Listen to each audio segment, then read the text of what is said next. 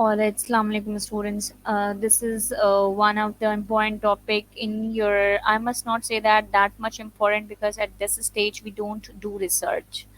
We know what is research. Obviously, research means we want to explore new things which are already there, but there are some gaps which we need to analyze before doing research, and we then evaluate, we analyze it after doing the research and get to a point which is quite important in for other researchers to work on.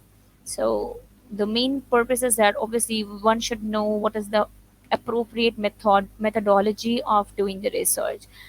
This is a topic which is there in your course outline, and in the previous session or in previous semesters, the similar topic has been come in your exams, in your final exam.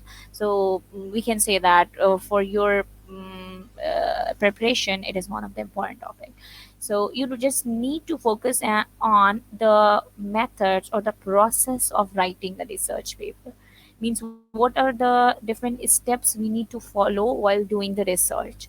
Here we start the research process. So it has four different kinds of stages, and in every domain of or in every discipline of education, or in every discipline of learning, we do research. Means whether it's the medical sciences or engineering or social sciences, any kind of linguist or language scenario, we do research. So, and all kind of researchers do follow the similar kind of steps. We cannot say that in Pakistani context or in Karachi University the research process is different with that of the researchers which are happening there in one University of Cambridge or any other university. So first of all, you need to select a topic, and then I'm just going through with a brief illustration, and then we discuss each and every step in detail. In exam, you will be asked to write down different steps of a research process. Other than that, there isn't any kind of question. Doing the research, there isn't any kind of such kind of topic. So, selection of topic, reviewing the literature, and then reviewing the literature, and then the development of theoretical and conceptual frameworks, clarification of research question, hypotheses, and then you need to revert back to the previous stages, and you need to endorse your hypothesis on the grounds of reviewing the literature. Similarly, then afterward you need to follow the other step, that is, you need to design the research, you need to collect the data, you need to then analyze the data, and then after, in the end, you need to do the conclusion, and what is the result of your research. So whilst first one is selection of topic, a crucial stage. This is very important stage, as an inappropriate topic or question will often lead to interviewable difficulties. And later in the research, irritable means you can say that sometimes you may change the topic after learning things regarding that topic. It is unlikely that you will develop a final question and set of objectives at this stage of the research process, and stage 2 and 3 are important in developing and assessing your question more fully. So at this stage, you need to just figure out the broad area of your topic on which you are going to follow. Let's suppose curriculum designing. Let's suppose your marketing design, advertisement, and these kinds of broad topics you need to select. And then you need to reviewing the literature means whatever material is written on that topic, you need to review that. Means you need to read those kinds of material on which researchers has already done the researches. A literature review essentially consists of critically reading, evaluating, and organizing existing literature on the topic to assess the state of knowledge in that area.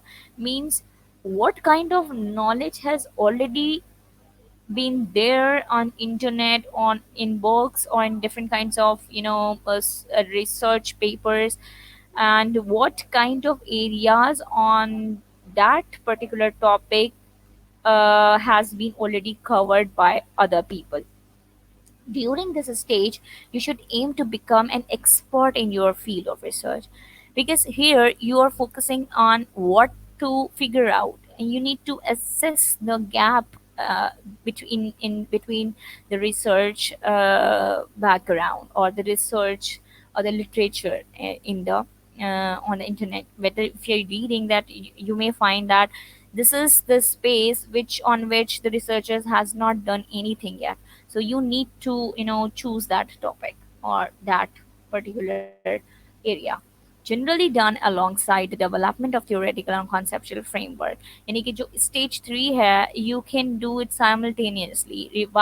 During the reviewing of the literature, you can draw the theoretical and conceptual framework, because it would the literature review help you in analyzing that what areas need to be catered, and what are the terminologies you need to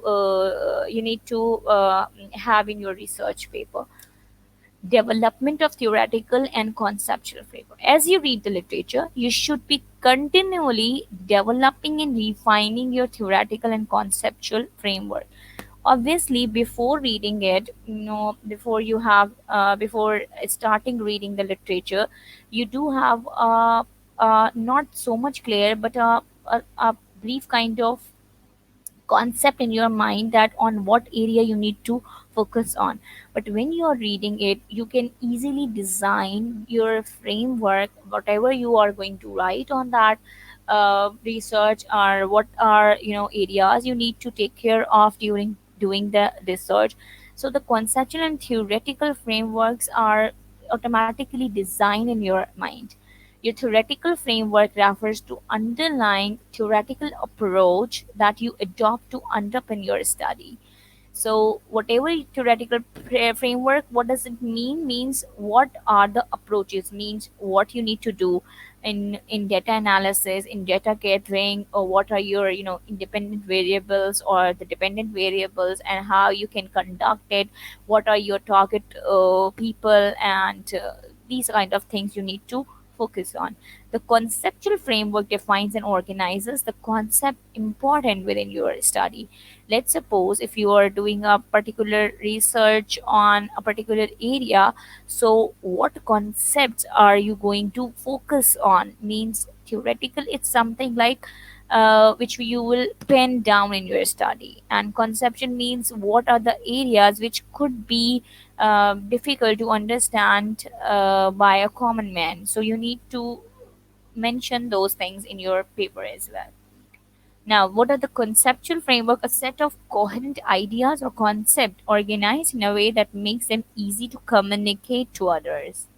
Right? Means your language must be simple.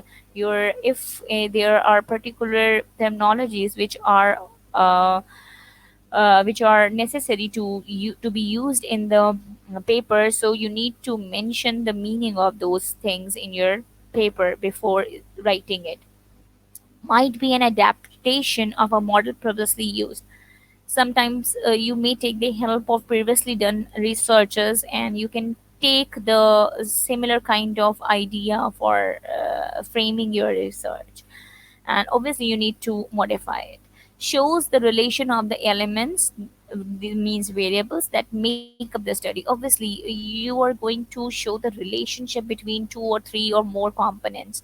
So you need to show that whether one is dependent on the other, or the both are independent, or what impacts on a particular element. So you need to show it, what are the things you are going to focus on. Consider extraneous elements, means variable that may impact the study. Means there could be some kind of variables which could impact negatively on your research. Let's suppose time, or the resources gap. So you need to focus on these kinds of things before doing the research. Gives direction to the study. So your conceptual framework should focus that on what direction you need to uh, go or you need to follow. This is the conception. Means input student process. um, this is, process is one of the type of process, so don't need to follow it. Obviously we have just let's suppose here we can say that process is the questionnaire or any kind of data analysis could be done in any way, that by giving the by taking the interview of the things of the people. So this is another kind of process written here. And the output, what would be the output? Reduction of illiteracy and infusion of social responsibility. What would be the output? Means in student in is input, we are talking about the input, and we are talking about the output. Okay. After identification of both an independent variable and a dependent variable, we can begin constructing a conceptual framework. The basic design components are boxes, arrows, and lines. So here we should follow this kind of pattern. Like if we give the maximum hours of study to learn, so our exam scores will get better. Obviously exam score is dependent on the hours of study we give. So one is independent and the other one is dependent. Independent means it remains constant. If it remains constant, it won't affect on the dependent variable. If it varies, so the other thing, it depends on it, and it automatically varies because it is dependent on the other one. So here is example conceptual framework that represent the relationship between the independent variable of hours of study and the dependent variable of exam score. Theoretical, generally speaking, theories used in academic research are a collection of ideas that can be used to explain things that happened in the past, to describe things that are happening right now, and to predict things that may happen in the future. Common theoretical frameworks cited by students include theory of motivation, constructivist, cognitive theory, social learning theory, experimental learning theory. So these are the theories which we can include in our theoretical framework. So theories which are already done previously, we can use those theories in our writing, in our paper presentation. Okay, clarification of the research question. Initial design, this is a fourth step. Initial research questions are chosen, investigated, and often rejected for a number of reasons. For example, sometimes when we go towards the question approval to our supervisor, that if we have made a good question to research on, so it may be rejected. Why? Because it may lack sufficient focus, means general idea है बहुत ज़्यादा. The question does not supplement the objectivity, means what we are going to find out. If it lacks this, so it would definitely be rejected. The project is unfeasible in terms of complexity, access, facilities, or resources. Means it cannot be conducted appropriately due to different kinds of problems. Research design. Afterward, you need to design the research. What data do I need to collect? Answers to answers this question. Whatever I have mentioned, whatever I have suggested, whatever I have, make a question. So, what kind of data I need? What is the best way to collect this data? Means whether questionnaire बनाना है, interview करना है, recording करनी है, क्या करना है ना? What overall research design should I use? For example, an experimental or longitudinal design. So there are different kinds of design we need to follow. Obviously, at this stage, we are not going to follow or study all kinds of designs. But in general, we need to focus on that. What research design should I follow? So, will I need to collect primary or secondary data? Primary means to take the data from the direct source. Let's suppose I'm talking about the students, so I take the data from the students directly. And secondary means I'm taking it from their parents or from their teachers or from the society. So, what methods, for example, interviews or questionnaire surveys and so on, will be best to collect the primary data? So, these are the things. Okay, who should participate in the research? What is, what are my target or audience? Means, whom, through what kind of people I need to collect the data. How will I gain access to them? Obviously, I need to framework all these things. What are the exact procedures that I should adopt in my data collection to ensure reliability and validity? And are there any ethical issues associated with the research? Let's suppose somebody wants to talk about drugs addiction. So probably there might be some people who are not willingly tell us about their habits of drugs taking. So you need to take care of the ethical considerations. Now, the data collection. We You have to consider what instruments to use that corresponds with the methodology and the method used to conduct the research. Let's suppose you need to know how you are going to collect the data through interview or the questionnaire. Data analysis and discussion of the findings. Once you find out, collect the data, so now you need to discuss it for the finding.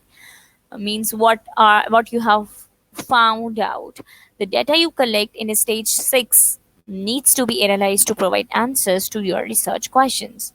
In your discussion of the result, a reference should also be made back to the literature reviewed in stage 2. For example, how do the findings add to this literature? Let's suppose on what aspect you are contributing to the in the research process. Means what aspect you have figured out in the research, on the in the literature. If you support the literature, means it is relevant to the literature you have read, or it is contributing somehow to the literature you have mentioned or you have read. If not, what are the possible reasons why? Let's suppose some scientists have done the research, or some researchers have done the research on the positivity of something, and then you researched something on the similar kind of way, and you found out that in Pakistani context it actually shows not the positivity but the negativity of something. So why is it so? Can you justify it? Or your research is invalid? Or what is the possible reason behind having such kind of result which is not link, or which is not similar to the previous researches? Now, drawing conclusion. Conclusion should relate back to the focused research question or hypothesis. Obviously, whatever your conclusion is, it must reflect back the research question, means what you intended to find out, what your intention of doing this research. So it is focusing on the result, is focusing on the same thing or not. You can evaluate how successful you have been in achieving your research objectives and highlight the strengths and weaknesses of the research. Right afterward, you can do it. You may also want to make recommendation of further research. Means this topic has been covered, now the other researcher can do the research on this and that topic. Now, what is the summary? Research is not just about the collection of data. Data collection is important, but it is simply part of a wider process. That is the research process. The research process follows 8 steps: selection of topic, reviewing the literature, developing your theoretical and conceptual framework, clarifying your research question, developing a research design, collecting data, analyzing data, and then drawing conclusion. Relating your project to the research process will allow you to develop and answer your research question in a logical and systematic manner. Obviously, if you follow the proper research process, it will develop or answer your research in a logical way. Okay, now here we end and with the question that you should write the steps of research process with an appropriate example at each stage. Means how you can do the research. In a simple way, I would tell you that you just need to memorize the steps of writing. So in exams, only 5 marks question come, that you need to show what are the steps a researcher should follow for writing a research paper. That's it. Thank you so much.